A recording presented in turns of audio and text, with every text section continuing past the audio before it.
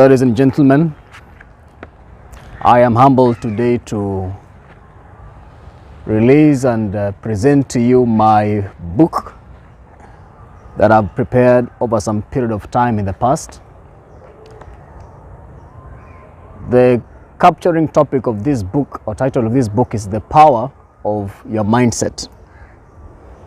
It is a book that is meant to inspire the mind of every individual and most of the young generation to work and focus on putting their mindset or their minds right.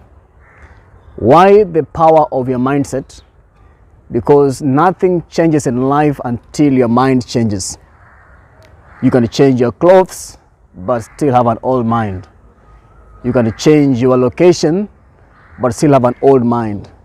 You can change your career and your job opportunity. You can get a higher promotion but still have an old mind. You can buy a jet but still have an old mind.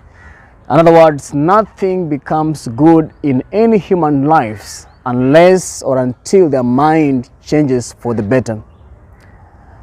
The Power of Your Mindset by Festus Ouma is a book with 5 chapters. You may wonder why are there few chapters. It's because it's not on the volume of a work, but on the value and the weight of a work.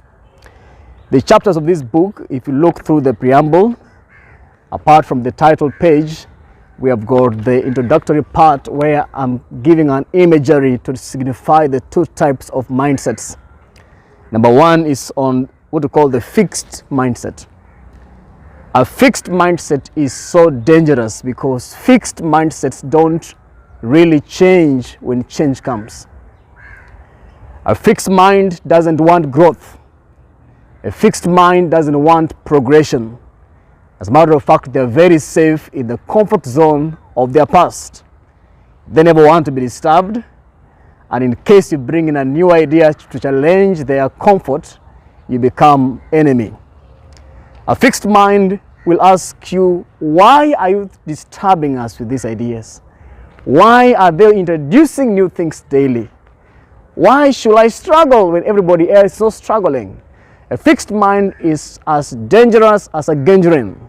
And we have got many of such people in humanity who believe that you will rather remain the same way than being disturbed to change. And this is dangerous because when the Europeans came and they introduced very many things in the areas of technology, when they introduced computers, the fixed mind, some Africans and some people say that the computer belonged to the devil. When Facebook came, they say the Facebook belongs to the devil, and the world took over it quickly. When WhatsApp came, the believers first say that it belongs to the devil, and the world welcomed it, and they control it up to now. When YouTube came, the believers said that YouTube belonged to Illuminati, and the world grabbed it. In other words, a fixed mind will never ever see anything and take it for growth. And the other picture is on what we call a growth mindset. That there is a fixed mindset and a growth mindset. That a growth mindset sees opportunities in everything they face.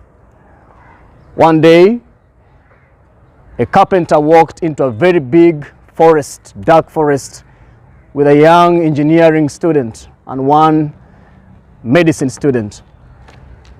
This carpenter walked around the forest looking at the logs of trees. And the young medicine student said, "What a scary place. Why did you bring me here? Snakes will bite me." And the carpenter kept walking around and he said, "What a wonderful place. If I got these logs of trees, I will make wonderful furniture from them. What a wonderful log. Oh, what a wonderful log." They were seeing lizards and snakes, but this carpenter was seeing logs of trees that can be used to make wonderful furniture for kings and queens to use. It is all in the mindset of a human that growth comes along. The Power of Your Mindset is being released today, and in the first chapter of my book, I am speaking on the power of your mindset, giving a preamble on what we call the law of attraction. It's a very, very essential topic in chapter 1. because it has been proven through history that whatever you expect in life comes to you. If you expect positivity, positivity comes to you. If you expect negativity, negativity comes to you. And I'm focusing on this chapter to talk on the importance or the relevance of a human being always living, anticipating for positive things. The Holy Scriptures in the Bible says, as a man thinketh, so is he. If your mindset is right, then you attract right things. If your mindset is negative, you will always receive negative things. In the same chapter, I'm speaking on the true lessons from history. And I'm speaking on the relevance of having a proof to look back at people who had a positive mindset, and because of their positivity, they were able to attract positive things in life. The discoveries by the people like the Wright brothers, people like Muhammad Ali, people like Dr. Martin Luther King Jr., people like Mahatma Gandhi, and many other great leaders in the world, you will discover that they all rose to the occasion because of a positive mindset. Chapter 2 of this book is speaking on the power of your attitude. Why attitude? Because attitude signifies your mind. And I say that your attitude dictates your altitude. Your level of thinking will determine how far you can rise. And this is very important. In the same chapter, I'm speaking about the why me versus what next mentality. That in society, there are two types of people. There are people who, when faced with challenges or when you ask them to do something, they'll always ask you, why me? Why not so and so? For them, they always feel bothered. Give them an assignment, they'll ask you, why me? But there's another blessed lot called the what next people. These what next people are very wonderful people, because whenever they come to a place, they're always looking for a problem to solve. They'll always ask you, what next after here? Okay, you have made a loss, but what next? It's right, you failed the exam, but what next? It's right, your husband or your child died, but what next? What next after here? They're always full of strength and vigor to challenge us to stop living in the comfort zone and mourning over the ghosts of the past and chanting way forward to become a better version of ourselves. In the same chapter, I'm speaking on how to become an exemplary student. This mostly goes to the student that I've dedicated this book to, on how to become an outstanding student. And I've said there are ordinary students and there are extraordinary students. The ordinary students live anyhow.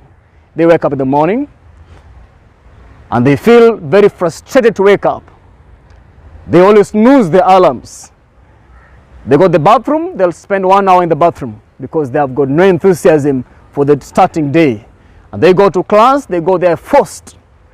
And every subject that comes in class, they're always feeling tired in the morning. These are the students, when the results come, they're always biting their fingers and asking themselves why they went to school. But the other lot is called the extraordinary students, who go to school with a purpose. They say to themselves, I know I am studying for my life, and my parents have sacrificed that I should be in school. And so the best that I can do to myself is go to school and become the best person that I ought to become. Some of these students are not the brightest.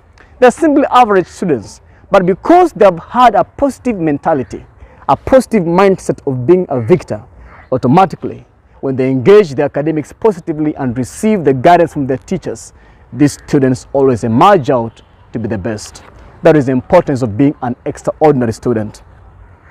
I'm also talking on the self-evaluation, using the SWOT analysis, that any worker or any student, in the course of the performance of our duties, we are supposed to always sit back after every accomplishment and analyze ourselves. What is my strength? What is my weakness? What are the opportunities ahead of me that I can still utilize no matter the past? And what are the threats towards my success? Understanding these will keep you from being frustrated and being disappointed. In chapter 4 of my book, of course, chapter 3, I'm speaking on goal setting and goal realization. My role model, the late Dr. Miles Monroe, said that the poorest person on earth is not one without a dream, but one is not one without money, but one without a dream. And in the course of time, it's not you lacking money, it's not you lacking wealth, but if you are living expecting wealth and having no dream, with the most useless human being. So wealth is not really the symbolism of prosperity, but the right nurtured dream is what makes a person valuable if they pursue it and become that which they think of becoming. Chapter 4, I'm speaking on the secret to success. And I'm saying in the first quote by a person called Chris Grosser that opportunities don't just happen, you have to create them. That the secret to success is not waiting for success, but we are supposed to go for the success. You are supposed to fold your sleeves in the morning, rise up from the warm blanket in the midst of the cold morning, and rush out like others and fight for something. In the course of fighting, opportunities always create themselves for you. One of the quotes that I've really given a lot of emphasis from my heart in this book is that if you want something you never had, you have to do something you've never done. If you really want to achieve a goal you have never achieved in life in the past, you have to stop doing things the way you used to do them. If you achieved something last time and you became the best, that doesn't mean you're the best up to now. Because people are always inventing new ways and ideas of becoming the best version of them. The worst thing of a successful person is in sitting back and enjoying their past success. Don't ever trust your past success. Always sit back, see your past success and failures, improve on the failures, and always set high new goals and aim at breaking them every day in your life. Chapter 5 of my book, which is now on the 11 daily rituals that distinguish successful people. I am simply giving a parting shot by telling you what do you need to do to make you distinguished. We are tired of average, common people. We are tired of living the same way every day. We are tired of seeing the same things. Can you imagine waking up in the morning and seeing everything the same? We are to rise up in the morning seeing the life and the world with a different mindset. In other words, you are supposed to always desire to be distinguished in everything you do. Are you a business person? Then desire to be the best. Are you a religious leader? You are supposed to desire to be the best. Are you a teacher or a career man or a career person? You are supposed to always desire to be the best. Are you a sports person? Then your desire should always be to be the best version of yourself. Because if you don't really become the you that you're created made you to become, then you'll be missing up on the blessings that life has towards you. The last parting shot of this book is on the 3 types of minds in every society. In other words, I say that the world is made up by the types of minds we have. But there are 3 types of minds in every society, and I want to give you a challenge to go and buy this book. It will be found at your disposal. You can order a copy through my number 0708343649, or visit me and watch the program that is on today in YouTube at Festus Ouma Snr, and also go to Facebook at FestusOumaInternational.com to have a follow-up on the same. Otherwise, I wish to dedicate this book to all scholars, all lovers of knowledge, all people who have a desire to become themselves. This is from my heart that I've written for the past few moments of my life in this earth. And my next book that is coming out is on You Are Not an Accident. And the 3rd book that is coming out very soon is also on the seed that is inspiring you to maximize your potential and be the best. I want to wish you all the best as you go out to acquire a copy for yourself. Thank you.